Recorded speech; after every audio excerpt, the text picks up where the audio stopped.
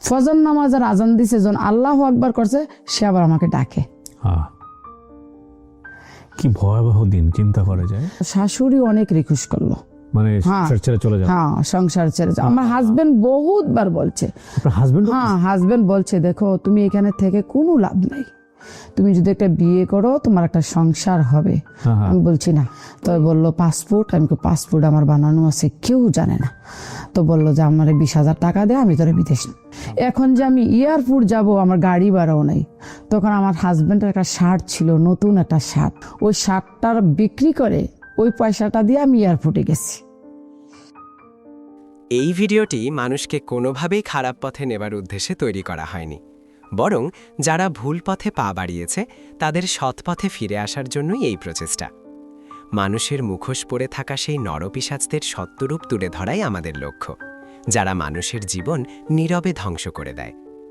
এই সত্য কাহিনী শোনার মাধ্যমে যেন কেউ অসৎ পথ ত্যাগ করে আর বিবেকের ডাকে সাড়া দিয়ে সৎ ও ন্যায়ের পথে ফিরে আসে। মানুষের বিবেকবোধ জাগ্রত করতেই এই ভিডিওটি আপনাদের সামনে তুলে ধরা হলো। আসসালামু আলাইকুম প্রিয় দর্শক এবং শ্রোতা, আল্লাহ সর্ব অবস্থায় আমাদের সবার মঙ্গল করুন সবসময়ের মতো সেই প্রার্থনা জানিয়ে শুরু করছি প্রবাসীর অন্তর কথা। আমাদের অনুষ্ঠানটিতে যারা জীবন দশায় প্রবাসী হয়েছেন এবং প্রবাস জীবনে বর্তমানে আছেন, কিংবা প্রবাস জীবন খেটে বাংলাদেশে এসেছেন, বা প্রবাস জীবনে থাকা অবস্থায় বাংলাদেশে ছুটিতে এসেছেন, এরকম প্রবাসী যারা আছেন তাদের গল্পগুলো আমরা তুলে নিয়ে আসতে চাই। আমরা একটু আলাদাভাবেই তাদের কথাগুলো শুনতে চাই। অনেক আনহার্ড স্টোরিজ আছে, যে গল্পগুলো আসলে আমাদের শোনা উচিত। কতটা ত্যাগের বিনিময়ে একজন মানুষ নিজের সমস্ত কিছু ছেড়ে ছুড়ে দিয়ে দেশের বিভুঁয়ে যান এবং সে কষ্টগুলো করে তিনি নিজের পরিবারের জন্য, দেশের জন্য পরিশ্রম করেন। আমরা চেষ্টা করছি অনুষ্ঠানটিকে আপনাদের সামনে বেশি বেশি তুলে নিয়ে আসবার জন্য, এবং আমরা বিশ্বাস করি দেশের বাইরে থেকে যারা শোনেন বা যারা আমাদের এই অনুষ্ঠানগুলোতে অংশগ্রহণ করতে চান তারা কোনো না কোনোভাবে আমাদের সঙ্গে যোগাযোগ করবেন। আমাদের দেশের বাইরে থেকেই নাম্বারে ফোন দিলে আসলে ফোন রিচ করা যাবে না, তবে আমি বলবো আমাদের যে মেল অ্যাড্রেসটি আছে, আপনারা যদি আপনাদের ফোন নাম্বার দিয়ে মেল করেন আমরা নিশ্চয়ই আপনার সঙ্গে যোগাযোগ করব। এটা আমি বলবো যে দেশে আসার পরে হলে ভালো হবে।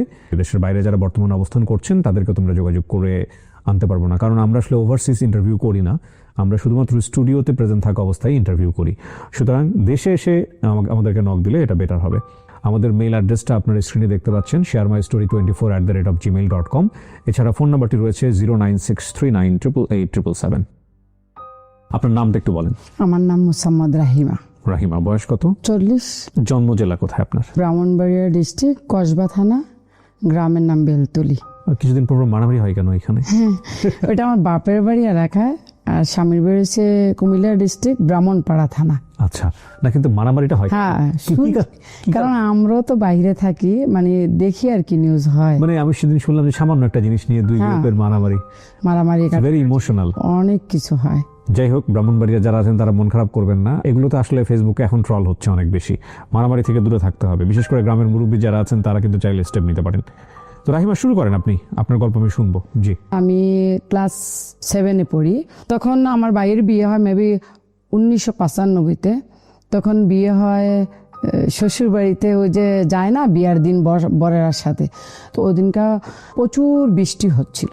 তখন আমি এবং কি আমার ছোট বোন আমরা যাইতে পারি নাই। তখন বিয়ের পরে যে ওই বর যায় না, ওই যাওয়ার সময় আমি গেছিলাম। যাওয়ার পরে আমার ওরা দেখলো, আমার ভাবির ভাই দেখার পরে তারা মনে হয় আমার বাপ মার কাছে প্রস্তাব দিছিল যে আমরা ওকে বিয়ে করতে। হ্যাঁ, তখন আমি ভাবির বিয়ের সময় ক্লাস 5-এ পড়ি। আচ্ছা। পরে ওই কথাবার্তায় 1-2 বছর চলে গেল, তখন আমি ক্লাস 7-এ পড়ি।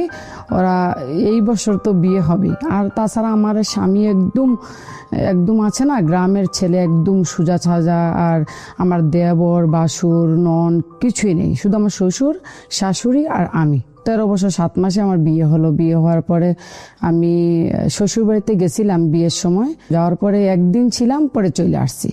পরে আর যাই নাই, কারণ আমি ছোট, আমি তখন স্কুলেও লেখাপড়া করি, যাইনি। পরে আমার শ্বশুর অসুস্থ হয়ে গেল 6 মাসের ভিতরে।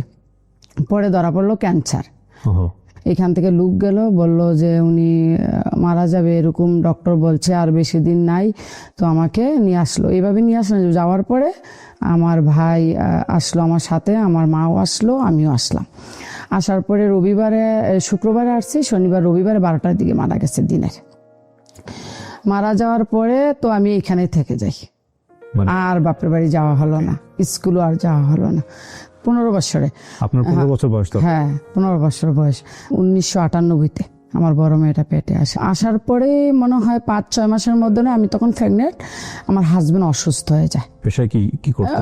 এই যে বাড়িতে দোকান ছিল, মুদি দোকান ছিল। ওকে। হ্যাঁ, পরে অনেক জমিন সামান অনেক ছিল, অবস্থা সম্পন্ন ছিল। হ্যাঁ অনেক প্রচুর ছিল। এক মার এক ছেলে, আর 2টা বোন ছিল। বড় বোনের জামাই আর্মি চাকরি করতো, আর ছোট বোনের জামাই বাড়িতে টুকটাক কাজ করতো। বলতো যে আমার পেটে ব্যথা, আমার পেটে ব্যথা, প্রচুর প্রতিদিনই এরকম করতো। করার পরে ডাক্তারের কাছে নিয়ে যেত, ডাক্তারে আর কোনো রোগ চিনতো না। পরে আমার বড় মেয়েটা 1999 ডিসেম্বর মাসে 28 তারিখে জন্ম হইল। 41 দিনের দিনও আমার আব্বা আসলো, আমাকে নিয়ে গেল। 42 দিনের দিনও খবর গেল আমাদের বাড়িতে যে উনি অসুস্থ, প্রচন্ড অসুস্থ। তো আমি আসলাম, আমার মা আসলো, আমার ভাই আসলো, বাপ আসলো, এসে দেখো বাড়িতে নাই। বাড়ির কাছে একটা সরকারি হসপিটাল ছিল, ওইখানে 25-26 দিনের মতো ছিল। ওই আর সুস্থ হয় নাই, এবং কি ডাক্তার বলতেও পারে নাই যে ওর কি রোগ। তখন তো আমি হসপিটালে থাকি মেয়েটা নিয়ে 42 দিন, আমার শাশুড়িও থাকে।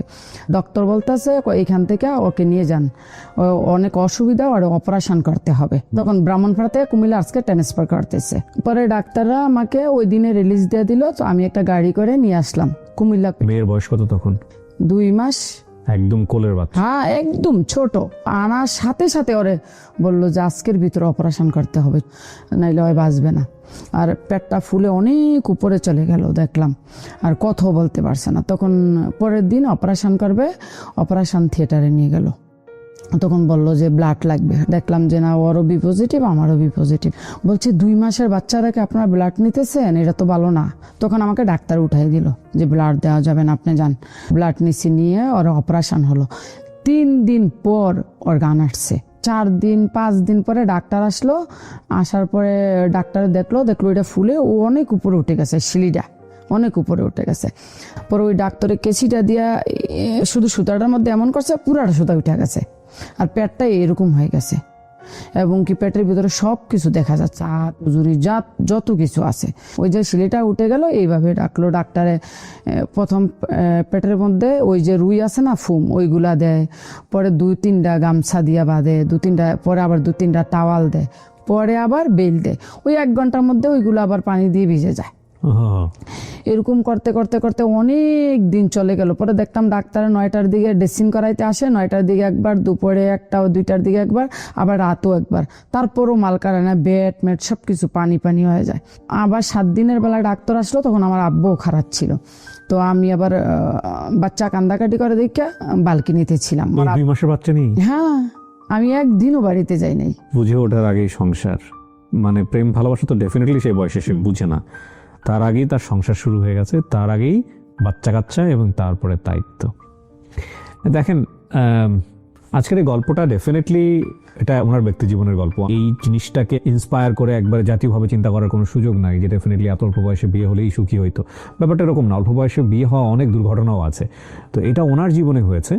তো এটা দিয়ে অনেক সময় গুরুজনরা এটা বলেন যে আসলে যে ভালো সে সব জায়গাতেই ভালো। ঠিক আছে, জি বলেন। তারপর পরে 7 দিনের দিনও ডাক্তার আসলো। পরে আব্বাকে বলল যে ওই আর বাঁচবে না, 4 দিন মনে হয় আছে, যা কিছু খাওয়ার খাওয়াই নিয়ে। যদি ডাক্তার এইভাবে বলছে, ওই যদি কাঁচামরিচও খেতে চায় ওইটাও দিয়েন। পরে 4 দিন বাঁচতে তো আছে। খাবার ডাক্তার বলছে খেতে দেন, খানা বন্ধ করবেন না। পরে ওই মুখে দিয়ে যদি মাংসের টুকরাটা দিত না, ওই ডেসিনলা আসতো, পরিষ্কার হতো, ওই মাংসের টুকরাটা আবার ওয়াপেস চলে আসতো, ও ভাত গুলে চলে আসতো, আবার খাইতো, কিন্তু পেটের দিক দিয়ে বের হয়ে যেত না, ওই হজম হয় নাই। পরে আমরা শুনছি আর কি, ডাক্তাররা মানে অন্য মানুষে বলছে যে ডাক্তারে যে অপারেশন করছে, কিন্তু ওর লং টাইম অপারেশন, আর এমন দুর্গন্ধ বলা যায় না, এমন দুর্গন্ধ বলা যায় না। তখন আমি ওই হসপিটাল থেকেই ক্ষেত বিক্রি করতেছি, জমি বিক্রি করে। হ্যাঁ, অনেক জমি বিক্রি করেছি। হয়তো আর ছাইন দিতে পারে না, ওই হাতে টিপসই দেয়, এইসব জমি বিক্রি করে। হ্যাঁ, ওই যে বললো ডাক্তারে 4 দিন পরে মারা যাবে, কিছুই হলো না। 15-20 দিন পরে তো আমার শাশুড়ি বললো বাড়িটা একা, আমি একটা ঘুরা দিয়ে আসি। তো আজকে রাতে এশার নামাজের পরে আমি ওষুধ দিতে গেছি, ওষুধ দেওয়ার পরে দেখি ও আর কথা বলে না, সবাই বলছে যে মরে গেছে। মারা যাওয়ার পরে তো হসপিটাল থেকে দৌড়ে আমার মামা শ্বশুর আবার হসপিটালে গেছে, আবার ফজর নামাজের আজান দিছে, যখন আল্লাহ আকবার করছে সে আবার আমাকে ডাকে। কি ভয়াবহ দিন, চিন্তা করা যায়, 2 মাসের একটা বাচ্চা নিয়ে। পরে আবার ওষুধ বড়ি দিল, এরকম করে আমি একটা 9 মাস ছিলাম। 9 মাসের পরে হয়তো আর সুস্থ হয় নাই। আমি ডাক্তারে বললাম বাড়িতে আমি নিয়ে যাই, সবাইকে দেখো, খাওয়া বাতাস লাগুক। পরে ডাক্তারে বলে দেখেন আমি এত বড় রিস্ক নিতে পারবো না, আমি আপনাকে একদম বাড়ির জন্য বিদায় দিতে পারবো না। আপনি পারেন যদি আপনার এলাকাতে একটা হসপিটাল থাকে ওইখানে আপনি রাখতে পারেন। ওই যে প্রথম হসপিটালটায় ভর্তি ছিল ওইটাতে আবার নিয়ে আসছি 9 মাস পরে, প্রায় 1-2 মাস আবার এখানে থাকলাম, মোট 11 মাস আমি হসপিটাল ছিলাম। থাকার পরে এই ডাক্তার আমি বললাম আমার বাড়ি তো এখানে পাশেই, তো আপনি একটা কাজ করেন আমার বাড়িতে যাইতে দেন, আমি বাড়ির আলু বাতাসটা ওরা লাগাই, দেখি ও সুস্থ হয় কিনা। কয় ঠিক আছে, যদি আপনি নিতে পারেন নেন। তখন বাড়িতে আনলাম, ঘরের মধ্যে কেউ আসতে পারে না, গন্ধে এত দুর্গন্ধ। আর আমার শাশুড়ি কাপড়গুলা ধুতো না, ওই যে গামছা টাওয়াল এগুলো, আমার শাশুড়ি এগুলো একদম পচে গেছিল। আমি একটু কম কম নিতাম কারণ আমি তো বাচ্চার মা। এভরিডে একটা ইঞ্জেকশন করতো, 25,000 টাকা রাখে নিত, ATS, ওই যে পেটটা খোলা না ওইটা ভালো হওয়ার জন্য। এভরিডে প্রথম এভরিডে করতো, পরে আবার 7 দিন পরে একটা করতো, এরকম চিকিৎসা করতে করতে করতে আর তো ভালো হয় না। এখন আমি কি করবো, আমার পিঠ মাটিতে লেগে গেছে, এখন তো আমি বাঁচতে হবে, আমার একটা মেয়ে আছে। 1 সালের কথা বলছি। পরে লাস্টের দিয়া একটু ভালো হলো, ভালোর দিকে যাওয়ার পরে 2002 সালের প্রথম দিয়ে আমার ছোট মেয়েটা পেটে আসলো। 21 দিন পরে ওর পেটটা ফুলে ব্রাউন কালারটা এই কালারটার মতো হয়ে গেল, পুরাটা পেট। আমার শাশুড়ি আর বুঝতে পারেনি, আমার শাশুড়িটার মধ্যে ওই যে চামড়া দিয়ে একটু হইছে না, পরে তখন সুই লাগাই দেওয়ার পরে এই যে পেটের থেকে ছুটছে পানি, ঠান্ডা পচা, এমন ছোটা ছুটছে আর বলার মতো নেই, তীরের মতো। হ্যাঁ, বন্ধ করা যায় না। টাওয়াল দিলে টাওয়ালের উপর দিয়া সবকিছুর উপর দিয়ে এরকম ছুটছে। ছোড়ার পরে পরে ওরা আবার হসপিটাল নিলাম, পরে বললো যে 2য় অপারেশন করতে হবে। তো আবার জমিন বিক্রি করলাম, 2য় অপারেশন করলাম। 2য় অপারেশন করার পরে ওর হাতের নখ চলে গেল, মাথার চুল চলে গেল, শরীরের চামড়া চলে গেল, এবং কি পিছের মেরুদণ্ডটা আছে না ওইটা একদম ভিতরে চলে গেছে। 24 ঘন্টা এইভাবে শুইতে হয়। প্রশ্নটা করি একটু আপনাকে, আপনার মনে তো না যে এই সংসার ফেলে চলে যাই? প্রথম এটা হলো আব্বাকে বললো ডাক্তার যে 4 দিনের মধ্যে মারা যাবে, তখন আব্বা আমার বাড়িতে নিয়ে গেল। আব্বা অনেক বলছে, আমার 7 ভাই, কিন্তু 7 ভাই 3 বোন, আমার ভাইরা অনেক রকমের চেষ্টা করছে, অনেক রকমের, কিন্তু আপনি জানেন না। আমি বলছি না, আমি আব্বাকে একটা কথা বলছি, সে মরবে না বাঁচবে আপনারা কেউ জানেন না, শুধু একমাত্র আল্লাহ জানে। শাশুড়ি অনেক রিকোয়েস্ট করলো, মানে সংসার ছেড়ে চলে যান। হ্যাঁ, সংসার ছেড়ে যাও। আমার হাজবেন্ড বহুতবার বলছে, আপনার হাজবেন্ড? হ্যাঁ, হাজবেন্ড বলছে দেখো তুমি এখানে থেকে কোনো লাভ নাই, তুমি যদি একটা বিয়ে করো তোমার একটা সংসার হবে। আমি বলছি না। পরে এইভাবে থেকে গেলাম, পরে আর সুস্থ হয় নাই। সুস্থ না হওয়ার পরে তখন আমার একদম পিঠ মাটিতে লেগে গেল, কিন্তু সম্পত্তি আছে, বিশাল সম্পত্তি। হ্যাঁ, বিক্রি করার পরও আর দোকান ছিল, জমিন জামান প্রচুর আছে, পুষ্কুনি টুসু সব অনেক কিছু আছে। ওই প্রেগনেন্ট অবস্থায় আমি আবার একটা লাইফ ইন্স্যুরেন্সের জবও করছি কয়েকদিন, 8-9 মাস 10 মাস। পরে এই জবটা দিয়ে আমার কিছু হলো না। তখন আমার বাড়ির একজন ভাসুর আছে, উনি থাকতো সৌদি আরব। তা আমি একদিন কথাটা আমার সাথেই শেয়ার করলাম। আমি ভাই আমি কিভাবে বাঁচবো সামনের দিকে, একটা মেয়ে আছে, আবার এখন আমি প্রেগনেন্ট, কি করবো?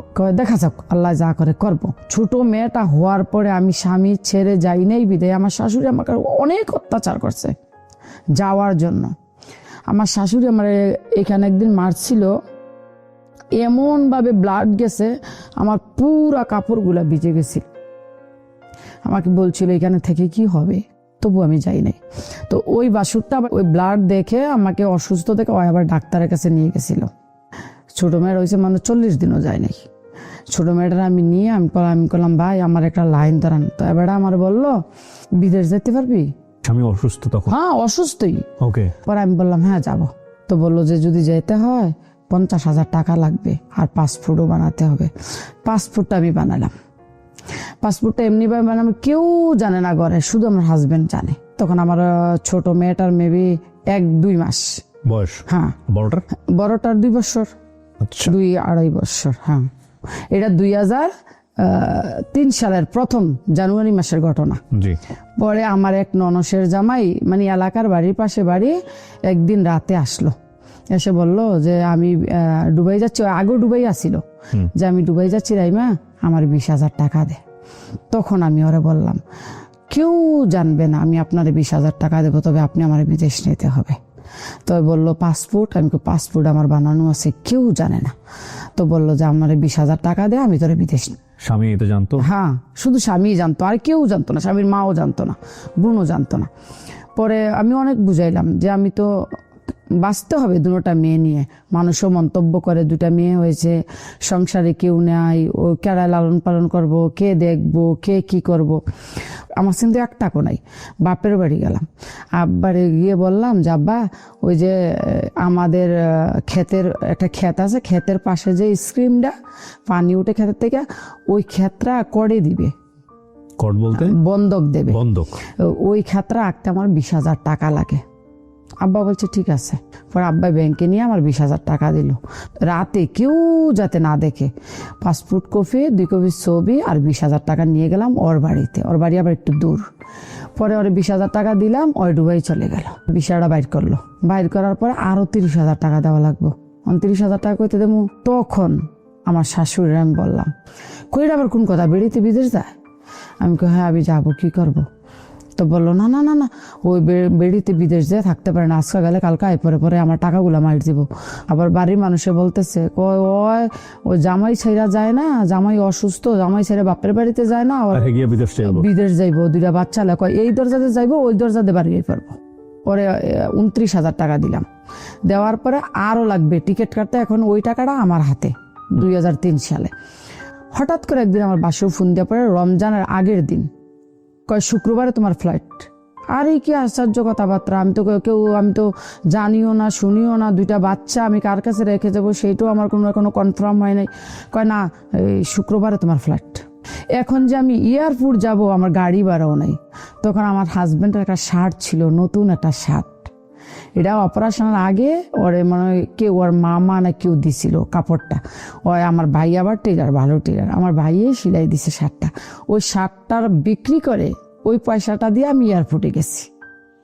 প্রিয় দর্শক, আপনারা হয়তো অনেকেই জানেন দ্য প্রিমিয়াম হোমস লিমিটেডের কন্ডোমিনিয়াম প্রজেক্ট সম্পর্কে। এটা ঢাকার আশুলিয়া মডেল টাউনের বি ব্লকে অবস্থিত আন্তর্জাতিক মানের সাশ্রয়ী কন্ডোমিনিয়াম প্রজেক্ট। এই কন্ডোমিনিয়াম প্রজেক্টের নিজের স্টুডিও অ্যাপার্টমেন্ট কেনা এখন খুবই অ্যাফোর্ডেবল। এখানে শুধু একটা অ্যাপার্টমেন্ট না, পুরো লাইফস্টাইল বদলে দেওয়ার মতো সুযোগ সুবিধা আছে, যেমন swimming pool, football turf, basketball ground, kids play zone সহ আরো অনেক সুবিধা। একটা নিরাপদ বাউন্ডারির মধ্যেই স্কুল, সুপার শপ, হাঁটার জায়গা, জিম সেন্টার সহ আরো অনেক কিছু। এবং খুব সহজে অল্প অল্প করে 4 বছর ধরে কিস্তির মাধ্যমে পেমেন্ট করার সুযোগ রয়েছে, যেখানে 600 স্কয়ার ফিট থেকে শুরু করে 1 বেডরুম এবং 2 বেডরুমের স্টুডিও ফ্ল্যাট অ্যাভেলেবল রয়েছে। যদি আপনারও একটা ছোট নিরাপদ নিজের ফ্ল্যাটের স্বপ্ন থাকে, তাহলে বিস্তারিত জানতে আপনি কল করুন স্ক্রিনে দেওয়া নাম্বারে।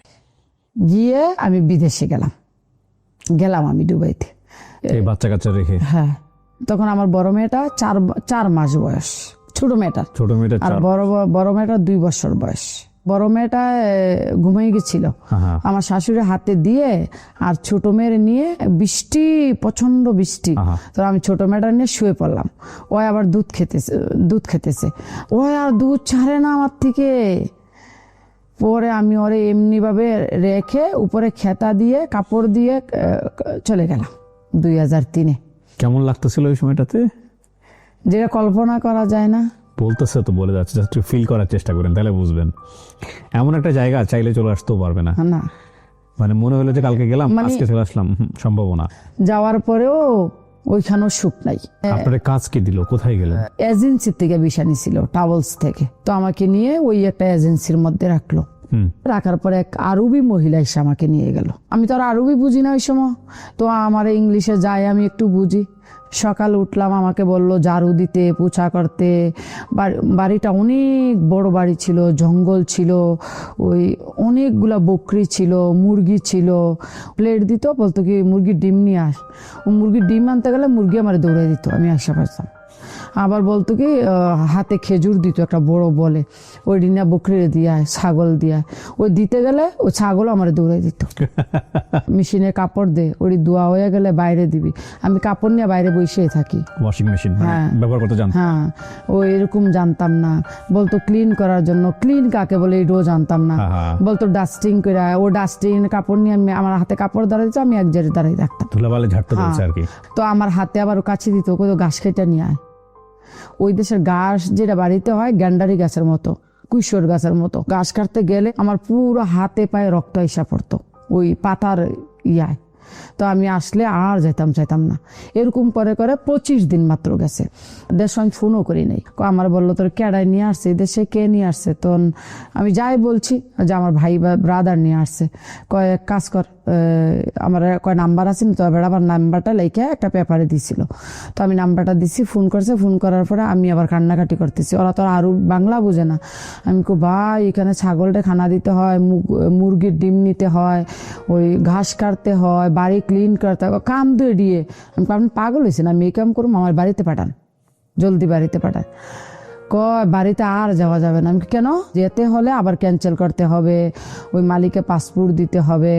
পরে শুনছি যে মহিলা আমাকে নিয়েছে, ওই মহিলা ওইখান থেকে এজেন্সি থেকে যে আমার আনছে, আমার 5-10 হাজার দিরহাম দিয়ে আনছে, কিনে আনছে, বিমান ভাড়াও আমারে দিছে, ভিসা দিছে, এভরিথিং দিছে। পরে আমি বললাম না, আমি আর থাকবো না, আমি কান্নাকাটি করি, আমি ওর ঘরে আর কামও করবো না। পরে আমার মেডিকেলও করাইছে ওরা ভিসা লাগানোর জন্য। পরে মহিলা এরকম দেখে আমি কাজ টাজ করি না, শুধু কান্নাকাটি করি দিন রাত। এই পুরো রমজান মাস শুধু আমি কোরআন শরীফ নিয়ে বসে থাকি। কোরআন শরীফের পানি আমার পুরা কোরআন ভিজে যায়। কিচ্ছু খাই না, ওই দেশের খানা খেতে পারি না, সাদা খানা, আর অন্য কিছু দেয় না। পানি দিয়ে কাঁকড়া রান্দা রাখে, দুধ দিয়ে কাঁকড়া রান্দা রাখে, পানির মধ্যে মাংস দেয় সিদ্ধ করে, পরে এটার মধ্যে চাউল দেয়, সবজি দেয়, সাদা এটা কীভাবে খাওয়াও যায় না। ওই মহিলা যায় খানা বানাইতে, বলে এই কাইটা দিতে, ও ছুরি দিয়ে কাটা লাগে বুটে, ওইটাও জানতাম না আগে। পরে ওয়াশ করে দিতে বলে, সব কিছু ধুয়ে দিতে বলে, ওইটাও আমি করি না, আমি আমার ঘরে বসে থাকি। আমি মহিলার ডাইরেক্ট বলছি আমাকে দেশে পাঠাই দে। পরে আমার বাসুরে ওই ইচ্ছা করে মহিলায় ফোন করছে, মহিলা ফোন করে কয় কাজ কর, তুই আয় আমার লগে সাক্ষাৎ কর, দেখা কর। তখন আমার বাসুরে গেছে একটা গাড়ি নিয়ে, বললো কাজ কর, তুই ওরে নিয়ে অন্যখানো ভিসা লাগাই দে, আমি রাখবো না, আমি ট্রান্সফার করে দেবো। পরে আমি 25 তারিখ সকালে ঘুম থেকে উঠি, দেখি আরেকটা মেয়ে ইথিওপিয়া, হ্যাঁ মেয়ে দেখলাম ভালো ঝাড়ু পোছা করতেছে। পরে আমার বাসুরে আসলো দুপুরবেলা, এসে আমাকে নিয়ে গেল। এরপর আমার বাসুরে আই না এক মহিলা, এক মেয়ে ছিল এই আমাদের বাঙালিয়ে, রিনা কইরা নাম। তখন আমার কোনো মালিক টালিক ঠিক করে নাই, 1 সপ্তাহ রাখলো। তখন আমি পাগল হয়ে গেছি। ওই রিনা আবার ওই দেশে স্কুলে জব করতো, মাদ্রাসা বলে আর কি আরবিতে। সকালে যেত, দুপুরে আসতো, একা একা বাসায় থেকে বাইরে দিয়ে লক করে যায়। আমি কি ভাই আমার নিয়ে কোথাও চাকরি দেন। তো আমার বাসুরে কি করলো, একটা চাকরি আবার আরবির করে ঠিক করে আমাকে নিয়ে গেল রাতের বেলায়। আমার বাসু ওইখানে থাকে, ওই স্কুলে আমার বাসুরে চাকরি করে। ওই চাকরি করে বলে আমার এই যে মালিক আছে না, মালিকের ছেলে মেয়েরা চিনতো। নিয়ে আসার পরে মামারে দিল রাতের বেলা। মামা আমার পায়ে অনেক খুশি। ওয়ও মানে দুবাইয়ের মেয়ে না, এমারতের মেয়ে না, ওই ওমানের মেয়ে। ওই আমার আর বাপের আবার 3টা বউ, বড় বউয়ের 8 ছেলে 4 মেয়ে, মেজু বউয়ের 2 ছেলে 1 মেয়ে। আর বাপ মানে আপনার মালিক যে ইনফ্লুয়েন্সার আর কি। পরে আমার এটা 3য় বউ, 3 নাম্বার বউ। ওর একটা মেয়ে আছে, আমি গিয়ে আবার ওই আমার ছোট মেয়েটার মতো পেয়েছি 3 মাসের। হ্যাঁ, পেয়ে আমিও খুশি, মামাও খুশি। ওই মানে হচ্ছে মালিকের বউ, আপনি মামা বলতেছেন? হ্যাঁ, ম্যাডাম রে মামা। ওকে। পরে ওই যে মালিক তো 3টে বিয়ে করছে, 3 রাত 3 জনের কাছে থাকে। আমি যে গেছি, আমার বয়স তখন 18 বছর 3-4 মাস। তো মামার বয়সটা আমি গিয়ে দেখলাম আমার চেয়েও কম। ওই আমার কাজের কথাও বলে না, খানা বানানোর কথাও বলে না, শুধু ওর সাথে বসে থাকা আর গল্প করা, আর ওই বাচ্চাটারে দেখাশোনা করা। হাউসমেটটা কিন্তু সকাল 5টা বাজে উঠতে হয়, আমি সকাল 11টা বাজে উঠলো, আমার কিছু বলতো না। আমি যে বাচ্চাটা এখানে রেখে গেছি 1 মাস হয়েছে, কিন্তু আমি এখনো আমার কোনো দুধ কন্ট্রোল হয় নাই। মামা বলছে তুই কতদিন হয় দুবাইতে আসছ? আমি কই 1 মাস 10-15 দিন। কয় এখনো তোর দুধ যায় নাই? আমি কই না। আমাদের একটা বাঙালি দোকান ছিল, তো আমারে বললো ওই দোকানে গিয়া ওষুধের কথা কও, ওষুধ দিব। ওষুধ দেওয়ার পরে আস্তে আস্তে আস্তে আস্তে আমার দুধগুলো চলে গেল। থাকলাম ভালোই, আমার কোনো গ্যাঞ্জাম নাই। এদিকে আপনি বাড়িতে মানে বাংলাদেশ না, যোগাযোগ আমি তো আর যোগাযোগ করি না, আমার হাতে মোবাইল নাই, কারো নাম্বার নেই, কোনো কিছু নেই। তো একদিন ফোন করে আমার হাজবেন্ডের চাচাতো বোনের মোবাইলে, ওর একটা মোবাইল আগের দিনও আছিল না, ওই যে মোবাইলের উপর একটা কলমের মতো ছিল, অ্যান্টেনা পরে ফোন দিছি রাইতে। কয় কে? আমি কই আপা আমি মিঞ্জুর মা রাহিমা। কই এই তুই বাচ্চা আসস? আমি কই হ আপা। মানে 2 মিনিট কত হয়েছে, আর হয় নাই। 6 মাস পরে আমি যে দোকানতে সামান আনতে যাইতাম গ্রোসারির থেকে, আমি আবার আরবি ভাষা 1 মাসের মধ্যে শিখে গেছি। আরবি আমি লিখতেও জানি, পড়তেও জানি। আমি বাংলাদেশেও মাদ্রাসার মধ্যেই আমি লেখাপড়া করছি। তো ওই দোকানে যে আসা যাওয়া ডেইলি করি, ওই লোকটা আবার কেরালার, ইন্ডিয়া। তো আমার জিগেল যে রাইমা তুই যে এই দেশে আসস, বাড়িতে ফোন টোন করস? আমি কই না। পরে কয় তুই আমার এই মোবাইলটা দিয়ে ফোন কর। পরে নাম্বারটা নিয়ে গিয়া ওর ফোনে ফোন লাগাইছি। তখন আমার খালা তবে উড়াইলো। আমি কই আক্তার ভাই আপনি ভালো আছেন নি? কয় আহিমা। আমি কয় রে খালায় খালুয়ে চিল্লে মরে যেতেছে। বলছে তুই বলে মরে গেছস? তো আমি কই কালকা এই টাইমে আবার আইনা রেখেন, আইনা রাখলে আমি কথা বলাম। কালকার দোকানে যাইতে পারি নাই। পরে ওই মা আর আব্বায় ওই নাম্বারে বারবার ফোন করে, ব্যাক করছে। হ্যাঁ ফোন করে। 2 দিন পরে আবার দোকানে গেছি, যাওয়ার পরে ওই যে বললো দোকানওয়ালা, রাহিমা তোর দেশের থেকে ফোন আসছিল। খালায় খালুয়ে অনেক কান্দাকাটি করছে, অনেকবার ফোন করছে, 3,500 টাকা ফোনওয়ালারে দিছে। ওই সময় 50 টাকা না 100 টাকা মিনিট নিত। তো ওই মোবাইল দিয়ে 10-15 মিনিট আক্তার বেড়ে ফোন দিলাম। আক্তার বে আমার মা বাপের ডাকাই আনলো, কথা কইলাম। তখন আমার মা প্রচন্ড কান্নাকাটি, তুই আসছ ন বাইচা? আমরা তো মনে করছি বাচ্চা নাই আর হিন্দা। পরে আমার হাজবেন্ডেরও ফোন করলাম, তুমি আব্বা মারলো কথা কইছো নি? আমি হ্যাঁ বলছি তো। ওরা বলে তোমার ভাই বোনে বলে আমি নাকি তোমার কোনো বেচা দিছি না, মাইরা ফেলাই দিছি। অনেক কাজের মেয়েরা কি করতো, আটকেই রাখতো। মানে কাজের মেয়েরা ডুবাইতে গেলে চাঁদ সূর্যের মুখ দেখে না। কিন্তু আপনি যদি ভালো থাকেন, এমনও মানুষ নেই পৃথিবীতে যে আপনার ট্রাস্ট কেউ করবে, খারাপ চোখে দেখবে, যদি আপনার ইজ্জত আপনি বজায় রাখেন। ওই আমার বাসুর থাকতো, জাল থাকতো, ননদ থাকতো, যারা আমারে নিল। তো এই যে দুপুরে কাজটা শেষ হলে মামা আবার বাচ্চা নিয়ে শুয়ে পড়তো। মানে 2-1 দিন পরে পরে যাইতাম। আম্মা আব্বা বললো কি, রেহানার জামাই পাসপোর্ট করছে, রেহানার জামাই বিদেশ যাইব, আমার ছোট বোনের জামাই। তো আমি আমার এই বাসুরিকে কইলাম, ভাই আমার বোন জামাই আসবো, আপনি একটা ভিসা দেন। কইলো ঠিক আছে, 500 দিরহাম দাও প্রথম। আমি ওই সময় চলে গেলাম ওমান গেলাম মামার সাথে। পরে ওই বোন জামাইয়ের ভিসা হলো, সে গেল দুবাইতে, আমি আর দেখলাম না। 2 বছর পরে আমার ভিসা শেষ, কন্ট্যাক্ট। পরে আমি আর বাপে কইলো, তুই মেডিকেল করে তোর ভিসা লাগাব। আমি আর বাপের লোকে প্রচন্ড বড় একটা ঝগড়া লাগাই দিছি। আমি কইছি আমি আর ভিসা লাগাবো না। আমি তখন আরবি জানি একদম ফুল, আমি আর ভিসা লাগাবো না। কেন? আমি দেশে চলে যাবো, আমার বাচ্চা ছোট ছোট। আমি একটা কাজ কর, তুই ভিসা লাগাই দেশের থেকে ঘুরে। আমি কই না, ওর বাচ্চাটা আবার চলতে পারে 2 বছর। এই করার পরে তো আমি বললাম ঠিক আছে ভিসা লাগাই 3 মাস পর আমার ছুটি দিল। বাড়িতে যখন আসছি তখন মালিকের বোর করে 2য় বাচ্চা হয়েছে, 40 দিনও যায় নাই, 18 দিনের ছুটি দিছে আমারে। আচ্ছা। পরে আমি দেশের থেকে আইসা পড়লাম, আইসা আবার থাকতে লাগলাম। বাংলাদেশে গিয়ে 9 মাস থাকছি। তখন বাচ্চাটা বড়। আপনি এসে কি দেখলাম? জামাইয়ের কেমন অসুস্থ? ওই রকমই দেখলাম। জামাইয়ের দেখাশোনা করে কি ওই সময়টা? ওই শাশুড়ি দেখে। আমার শাশুড়ি ওই সময় আমার মতোই ছিল, 40, 45, 50 এরকম ছিল। তো ওই সময়টাতে কি টাকা পয়সা কিছু ইনকাম করতে? হ্যাঁ, অনেক টাকা ইনকাম। আমি তো ওই যে গেলাম 25 দিন ছিলাম, ওই মহিলা আমাকে 1 মাসের স্যালারি দিয়েছে। তো ওগুলো আপনি কি দেশে পাঠাই দিলেন? না, ওইগুলো আমার বাসুরের কাছে দিলাম, আমি বাসুরে দেশে পাঠাই দিল। আচ্ছা। আর ওই যে 2 বছর ছিলাম, আমার আর বাপে মালিক একসাথে মানে প্রতি মাসে টাকা দিত না, আমার 2 মাস 3 মাস পরে পরে পুরাটা বেতন একসাথে দিত। আচ্ছা, তো আপনি এটা ওই ভাসুরকে দিতেন, ভাসুর দেশে পাঠায়? হ্যাঁ, ওই সময় আমার বাসুরে দিতাম, ব্যাংক ট্যাঙ্ক আমি চিনতাম না, তাছাড়া আমি বাইরেও যেতাম না। পরে টাকাটা ওরাই পাঠাইতো, আমার টাকা কেউ মারতো না। পরে বাড়িতে দিত। পরে 9 মাস পরে ম্যাডাম চলে যাবে ওমান। তো আমাকে আবার বলছে ওমান যাওয়ার জন্য। আমি ম্যাডামরে বুঝিয়ে বললাম, আমি ওই দিন আমি 18 দিনে চলে আসলাম, মেয়েটার ভালো করে দেখলামও না। তো এখন তুই ওমান চলে যা, আমি দেশে চলে যাই। ওমান যদি যায়, বাংলাদেশ হাউসমেট আছে, ও আবার ভালো কেয়ার করে। পরে আর বাপে টিকিট কেটে দিল। আমি একদিন আগে চলে গেলাম, ম্যাডাম একদিন পরে চলে গেল। 3 মাস পরে আমি টিকিট নিয়ে গেলাম। তখন আমি আর মালিকরা জানাই নাই যে আমি অমুক তারিখে আসতেছি। গেলাম, গিয়া দেখি ঘরে মেয়ে তো কাজকর্ম করতেছে। তো মামাই আমার বলতেছে, আমার ঘরে তো অনেকটা মেয়ে আছে, ওর ভিসা টিসু আমরা লাগাইছি। আমি কই থাকুক, ওও কাজ করুক, আমিও করি, 2টা বাচ্চা তো আছে। তো তো আর বাপে আসলো সন্ধ্যায়, আর বাপের ফোন করছে মালিকরে যে রাহিমা আসছে, এখন কি 2 জন লোক আমরা রাহাম? তো আর মালিক বলল না। তখন আর বাপের বড় যে ওয়াইফ, ওর ঘরে আমি চলে গেলাম। ওর ঘরে আমার এলাকার একজন লোক ছিল, খানা বানাইতো, আরবিতে বলে তাব্বা, কুক আর কি, কুক করে। পরে আর বাপের বললাম যে আমি যদি বাইরে কাজ করি তুই কি আমার ক্যান্সেল করে দিবি? কয় না, ক্যান্সেল করুম না। আমি পাসপোর্ট তোর লগে রাখ, আকামও তোর লগে রাখ, আমার নাম্বারটাও লিখে রাখ, যদি কোনো পুলিশ সিআইডি তোর রাস্তাঘাটে ধরে তুই ডাইরেক্ট আমার ফোন লাগাই দিবি। আচ্ছা আচ্ছা, মানে ওরই অধীনে থাকবেন কিন্তু বাইরে কাজ হ্যাঁ, করবেন। বাইরে Okay. কাজ কর।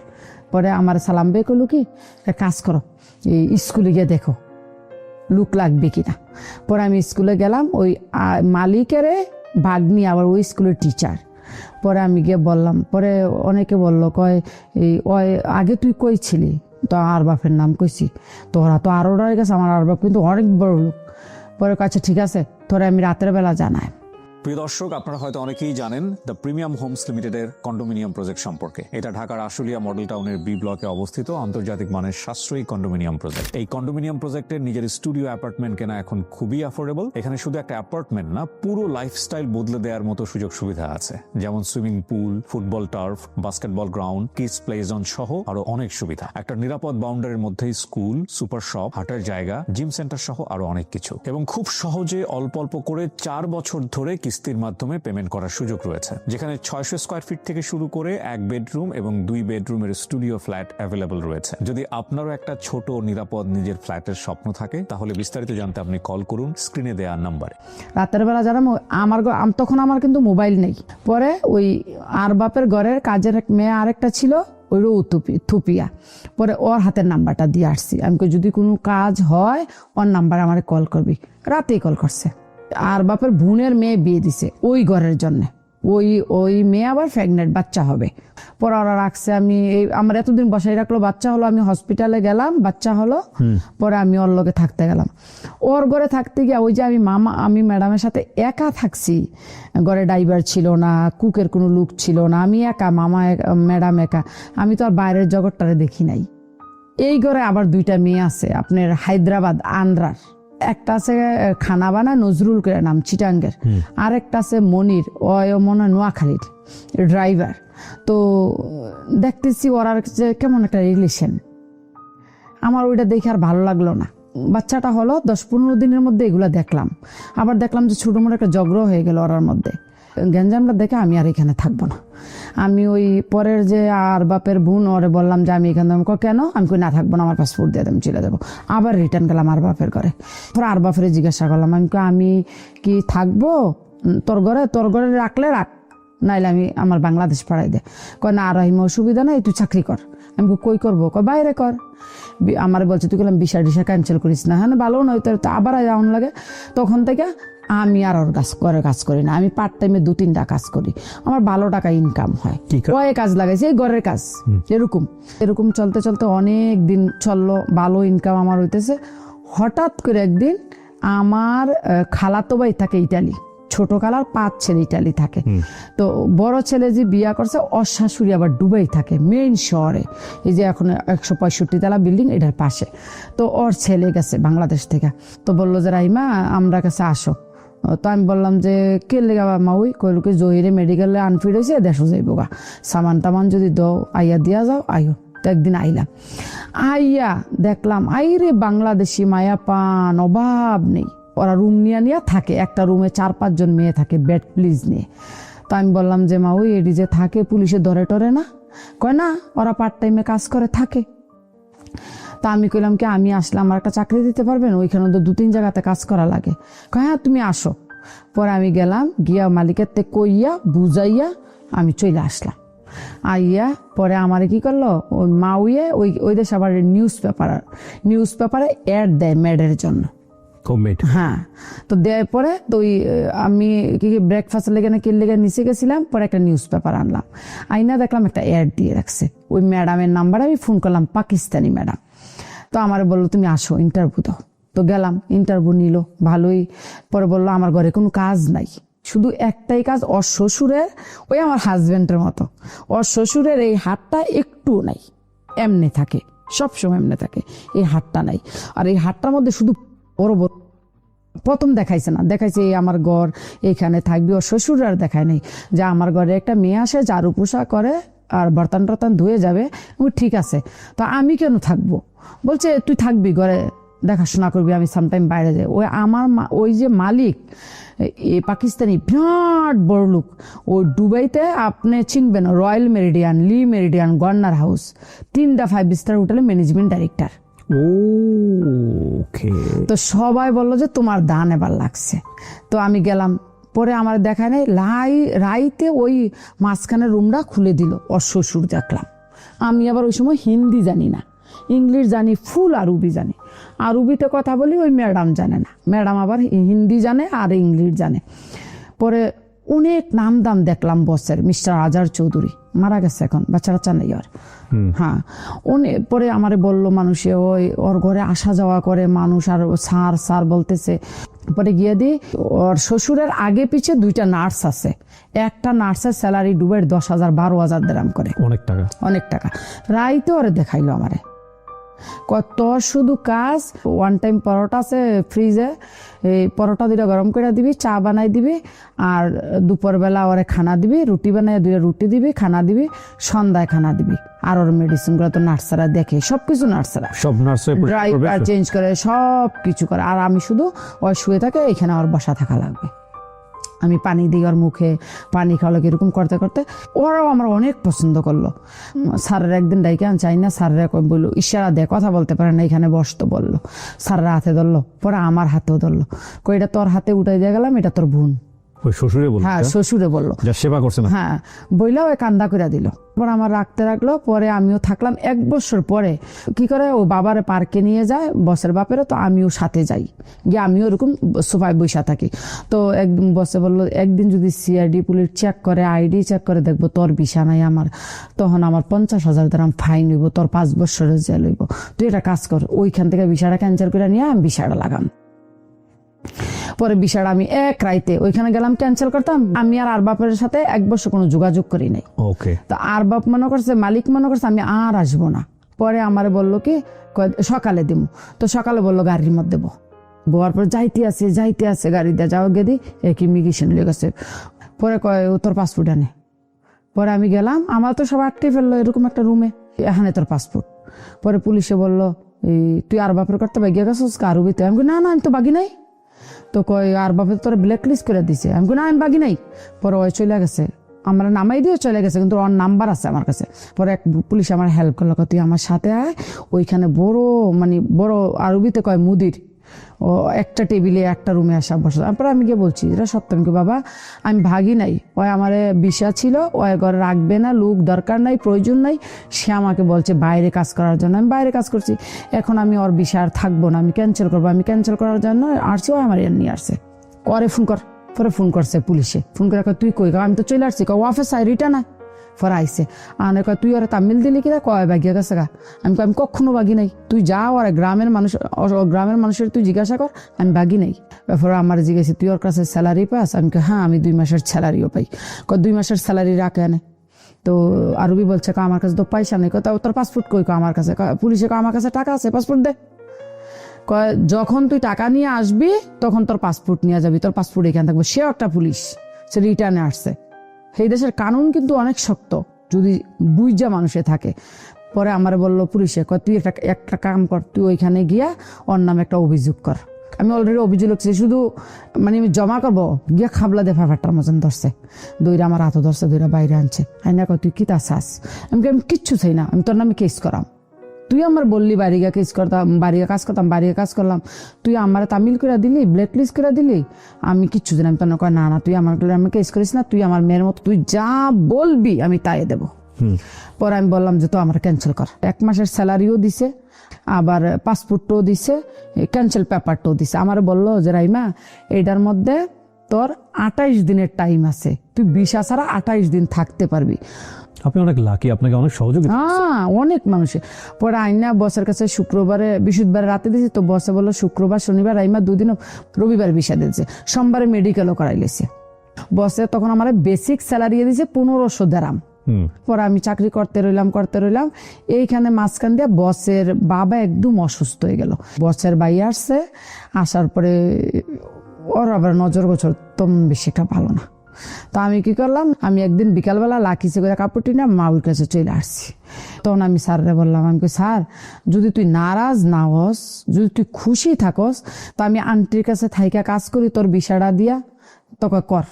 মাউর বাড়ির পাশেই এই রাস্তাটার মধ্যে আমার 4-5টা মিলিয়ে দিল।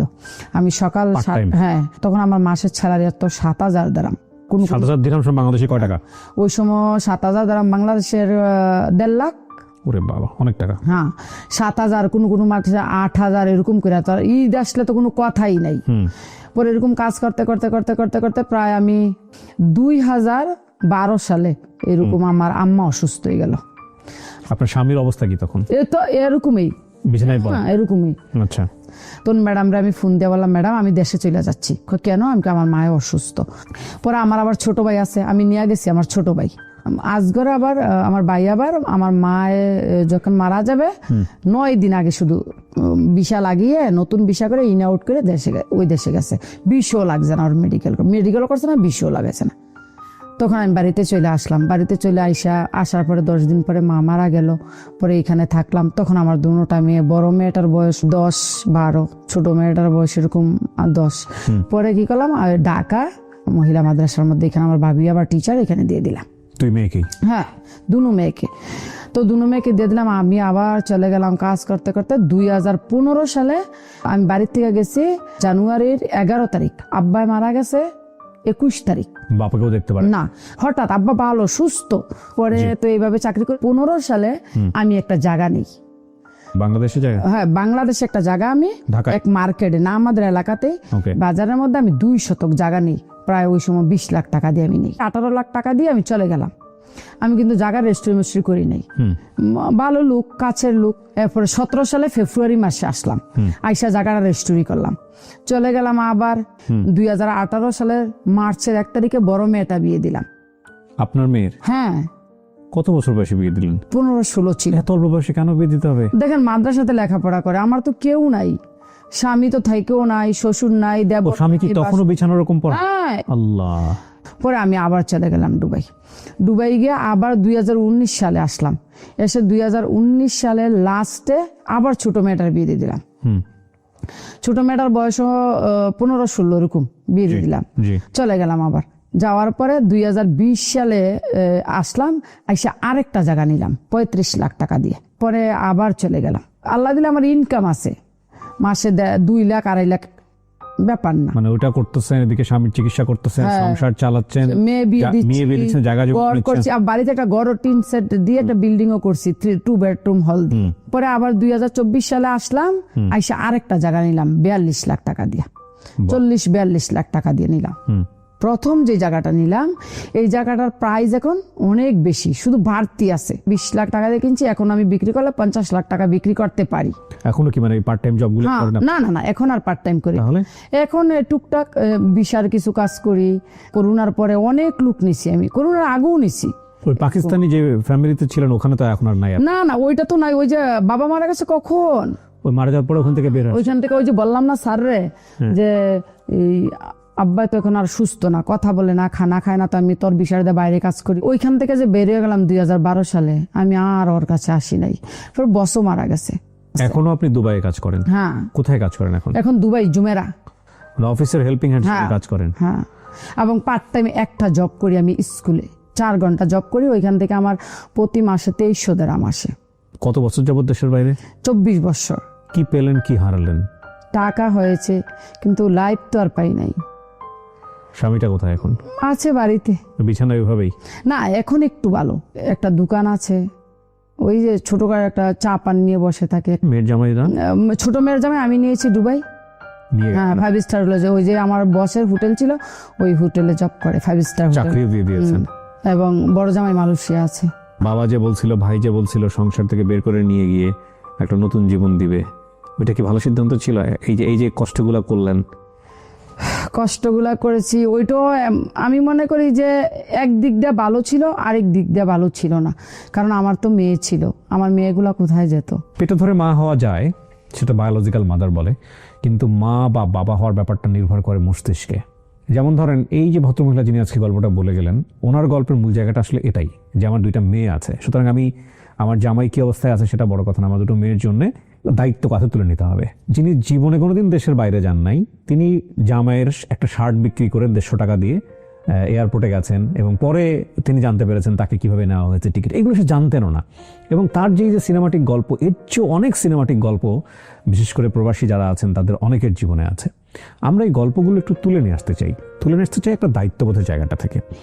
এই যে এত রেমিটেন্স, যে রেমিটেন্সের উপরে বাংলাদেশের অর্থনীতি দাঁড়িয়ে আছে, যে রেমিটেন্স একটু এদিক ওদিক হলে বাংলাদেশের অর্থনীতি কেঁপে যায়, পুরো বাংলাদেশ কেঁপে যায়, সেই সব মানুষদের গল্পগুলো একটু আমাদের জানা উচিত যে কত বড় বড় স্যাক্রিফাইস, পরিবারের ক্ষেত্রে স্যাক্রিফাইস, নিজের জীবনের স্যাক্রিফাইস, এবং এই স্যাক্রিফাইস করার পরে গিয়ে তারা তাদের পুরো জীবনটা দিয়ে এই দেশ গড়ার কাজ করেন, পরিবারের কাজ করেন, এবং পুরো বাংলাদেশটাকে তারাই আসলে এগিয়ে নিচ্ছেন। এই মানুষগুলোর গল্পগুলো আপনাদের সামনে আনতে চাই, সম্মানের জায়গা থেকে আনতে চাই, অনুভূতির জায়গা থেকে আনতে চাই, উপলব্ধির জায়গা থেকে আনতে চাই।